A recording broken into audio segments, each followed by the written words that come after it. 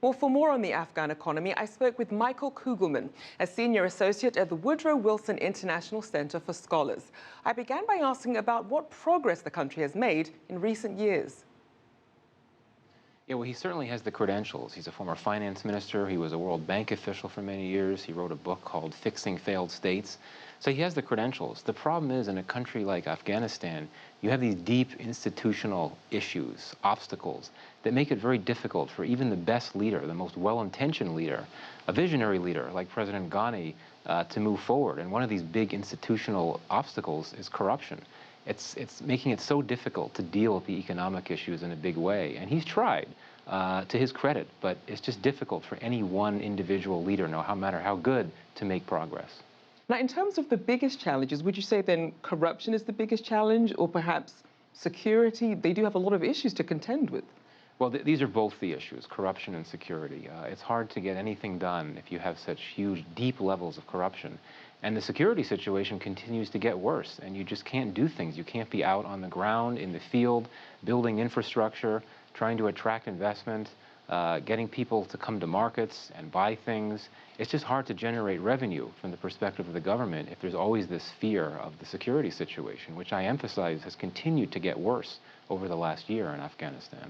Now, in terms of things that could perhaps inject some confidence into the economy, we're seeing that Afghanistan is going to be a big part of China's One Belt, One Road initiative. How do you think that investment is going to help the Afghan economy? Well, certainly there's a lot of promise here. I mean, this is a plan that's supposed to bring all types of connectivity and infrastructure, new roads, power plants, things like that.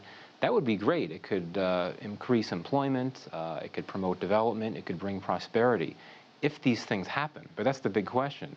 You know, for all the talk about one road, one belt, one road, you need security. You need a better security in order to have people out there. I mean, you can only deploy capital and labor if you have a safe enough environment in the country for that to happen. And yet, unfortunately, the Taliban has extended its writ to so many different parts of the country. Really, outside of Kabul, it's fair game in terms of what's there. So it's a big challenge. Even for a major, ambitious project like that, it'll be difficult to actually implement it successfully. And speaking of the Taliban, when it comes to trying to promote economic success, how big of an impact are they having when it comes to putting headwinds into things that are trying to come in, like the One Belt, One Road initiative? Well, it's a big problem. I mean, what you've had in the last few months are Afghan security forces retreating from, fleeing from areas where the Taliban has control. So if you've got Afghan security forces bailing, how can you expect to have investment, infrastructural development, where you have people who are not armed or not in a position to fight off the Taliban? So unfortunately, the Taliban and its allies in Afghanistan really pose a major challenge to investment and economic development in Afghanistan. Now, amid all the doom and gloom, and rightfully so, would you say there are any bright spots? I know that some of the experts I've spoken to have said sometimes in conflict regions, it's a good opportunity for perhaps startups and small companies to try and thrive when they have no other choice. What's your take on that?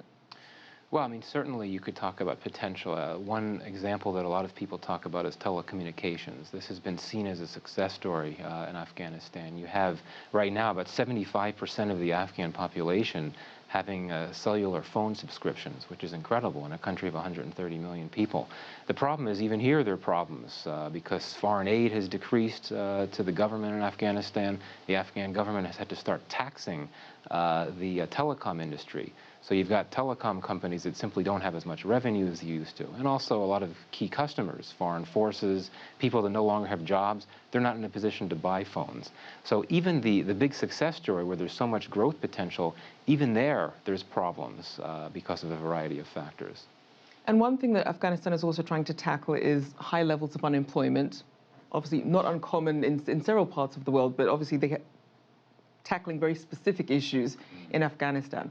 What can be done then, do you think, in the short term and perhaps even in the long term to, A, stop that talent from leaving and to try and get employment back in?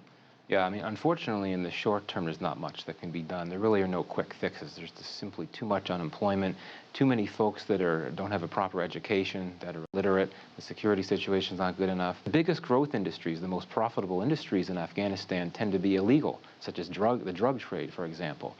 You need to develop new incentive structures that make it easier and make it better for people to want to invest in legal industries, because that's the way you build up the economy. If you like what you just saw, follow us on social media and visit our website, cctv-america.com.